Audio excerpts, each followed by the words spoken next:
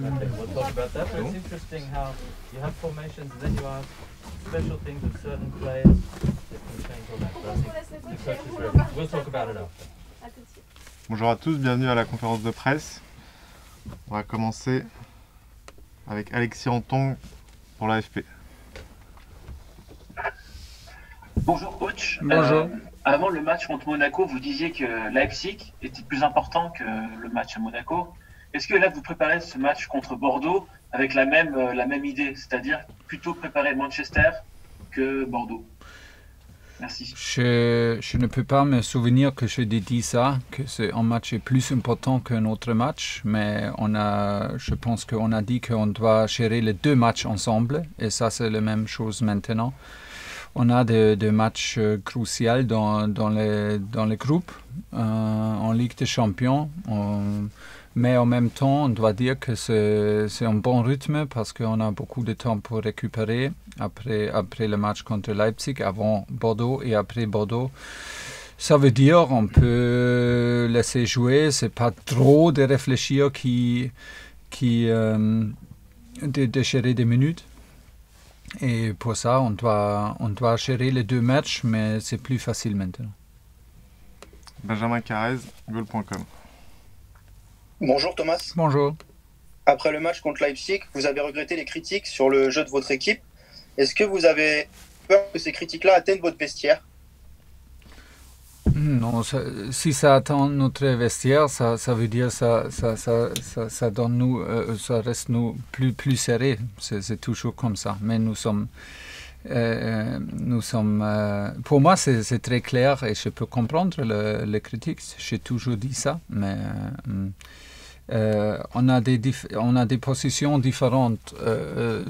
Qui fait la critique, ce sont des supporters, ce sont des gars sur la tribune, ce sont des journalistes, voilà. Ou avant les télés, et honnêtement, avant les télés, peut-être je change aussi le programme quand je regarde ce match-là. Oui, mais je ne suis pas avant les télés. Je ne suis pas à la maison, je ne suis pas sur la tribune. Moi, personnellement, je suis avec mon équipe et je fais un combat avec mon équipe. Et je vis chaque passe, je vis chaque challenge, je vis chaque sprint avec mon équipe. Et pour ça,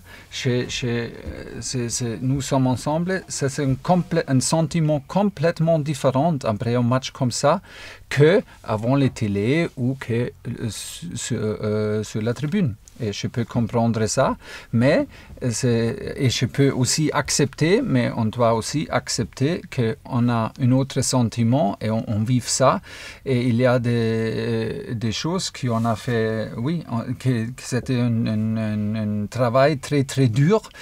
Et on a eu, personnellement, j'ai eu un peu l'impression que le journaliste veut me convaincre de l'opinion, mais je n'ai pas la même position pour juger ce match-là, parce que je suis une petite part de ce groupe, mais à côté ou sur le terrain, ça c'est un sentiment complètement différent. Et pour ça, c'était comme ça, mais pas de choses graves. Stéphane Bianchi, Le Parisien. Bonjour coach. Bonjour. Vous avez un milieu de terrain, une animation au milieu de terrain qui a été assez critiquée ces derniers jours. Est-ce que le retour de Verratti en cela est une bonne nouvelle et qu'est-ce qui va changer dans vos plans? Oui, Marco peut changer tous dans notre plan et sur le terrain. Il a montré pendant 12-14 minutes sur le terrain une présentation extraordinaire. Et il a montré qu'avec qualité individuelle, avec l'expérience de lui, ça c'est un grand changement dans le match. Il a eu un grand impact et pour ça. Mais honnêtement, on a décidé ça pendant le matin qu'il est sur le banc parce qu'il a fait demi-entraînement. Et voilà, maintenant on veut donner encore, nous sommes heureux qu'il n'a pas une réaction. Il va faire entraînement aujourd'hui et il peut jouer peut-être une mi-temps contre Bordeaux. Et ça donne nous beaucoup de possibilités, ça donne nous confiance sur le terrain et ça donne beaucoup de qualité, c'est clair. Loïc Tanzi, RMC. Bonjour Thomas. Bonjour. On a beaucoup parlé de la forme physique de vos joueurs ces derniers jours. Est-ce que vous estimez qu'il n'y aura pas d'amélioration physique pour les joueurs d'ici la trêve, d'ici Noël? Et est-ce que vous pensez que vous pourrez faire une préparation après Noël pour reprendre le championnat au mois de janvier? Non, pas de préparation. On va reprendre la saison après Noël et ça veut dire on a maximum quelques jours pour préparer le premier match. Je pense que c'est pour Marseille, Rennes et pour nous dans la Ligue des Champions, qui jouent Ligue des Champions pour des équipes françaises. C'est un grand impact que nous sommes la seule équipe qui ont arrêté le championnat pour 3-4 mois. Et après, c'est seulement nous qui ont commencé avec 2 finales et un tournoi à Portugal.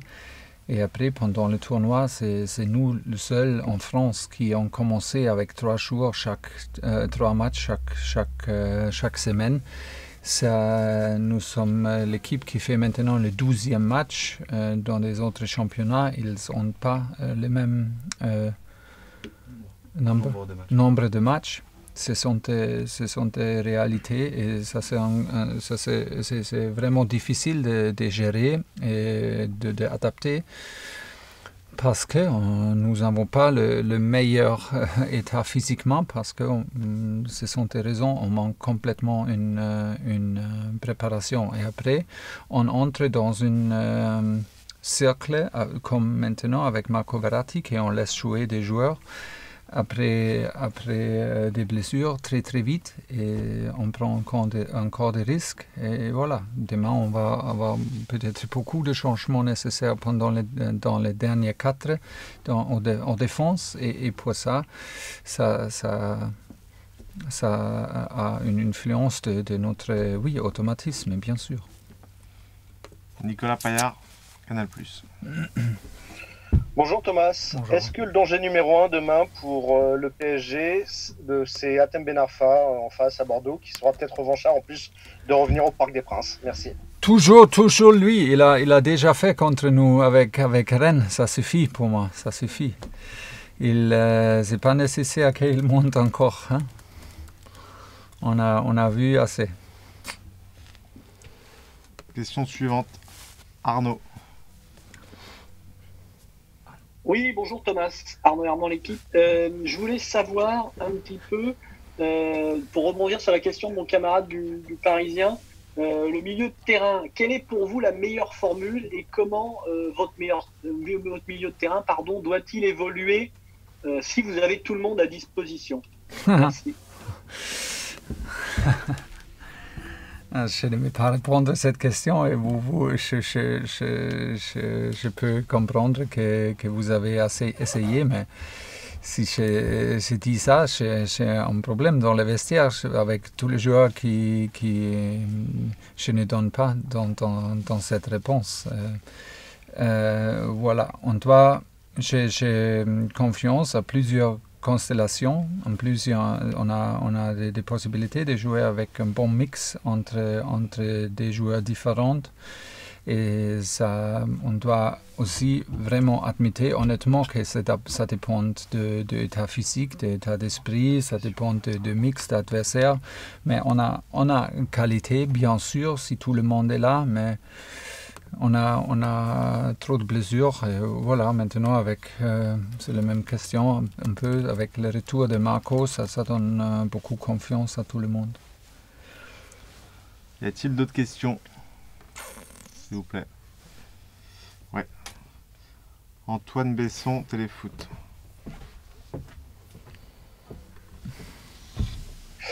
Bonjour Thomas, j'aimerais vous poser deux questions. Une pour connaître votre regard sur l'adversaire, Bordeaux, qui vient de battre Rennes. À quel match vous attendez? Et une deuxième question sur un joueur que vous aimez beaucoup, Marcus Thuram. Vous l'aviez trouvé très fort à votre arrivée au PSG lors d'un match face à Guingamp il y a 2 ans. Ouais. Désormais appelé en équipe de France, il a pris une nouvelle dimension. Comment vous jugez son évolution et est-ce que c'est un joueur que que vous suivez avec intérêt. Oui, je suis pas surpris, honnêtement, parce que c'était une des premières impressions de nous de jouer contre lui. Et il a justement joué avant moi, juste à côté de moi, parce que c'est en Gangan, c'est très proche. Et Thomas Meunier, il a eu beaucoup de difficultés parce que c'était un des premiers matchs sans préparation pour lui et il était super fort. Après cet match, on a toujours observé sa carrière, on a toujours observé son développement, c'est un mot, hein? Et pour moi, ce n'est pas une surprise qu'il est maintenant dans l'équipe française, qu'il joue bien avec Borussia Mönchengladbach. Pour moi, c'est une bonne décision de lui, très intelligent, de chercher pour un club comme Mönchengladbach, une équipe jeune, un entraîneur jeune, un club très tranquille, sur un niveau très haut. Et avec sa paire, oui, voilà, c'est un autre bon mix pour avoir une grande carrière. Première question, j'ai oublié. Sur Bordeaux. Bordeaux, ah voilà, on attend 4-4-2, avec Ben Arfa comme deuxième attaquant. Ça veut dire que c'est plus un numéro 10 qu'un deuxième attaquant, mais ça change un peu contre avec les ballons. C'est une équipe qui c'est très difficile jusqu'à maintenant de créer une grande occasion, mais on va essayer. On va améliorer notre possession. En même temps, on ne va pas attendre tous trop peut-être les derniers 4 si quelques joueurs jouent qui n'ont pas bien beaucoup joué. Mais j'attends que nous sommes l'équipe avec plus de possession, nous sommes l'équipe qui est active.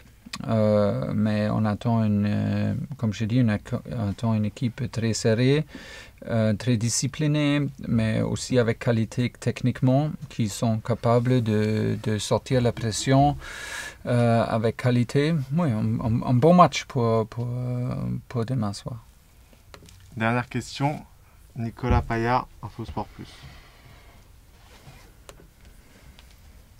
Oui Thomas, un petit mot sur Icardi, c'est important son retour dans le groupe pour le championnat et surtout peut-être en vue de Manchester la semaine prochaine. Ah oui, la réalité est qu'on a décidé hier sur le terrain s'il peut faire des frappes ou pas. Ça veut dire ça, c'est la réalité. Si on prend des risques de laisser frapper, on a pris. Il n'a pas eu de réaction jusqu'à maintenant. J'espère vraiment qu'il peut être dans les groupes aujourd'hui. Je ne suis pas sûr si le doc est d'accord, s'il peut faire tous aujourd'hui. Ça veut dire aussi un match ou des challenges ou un 10 contre 10 ou 9 contre 9 sur le terrain. S'il peut, oui, on a la possibilité de laisser sur le banc et peut-être donner quelques minutes parce qu'il travaillait pour plusieurs semaines. Et c'est dur pour un joueur que Mauro qui vit pour marquer, qui aime d'être sur le terrain. C'est un long temps, bien sûr trop long pour nous. Merci, bonne journée. Merci, ciao.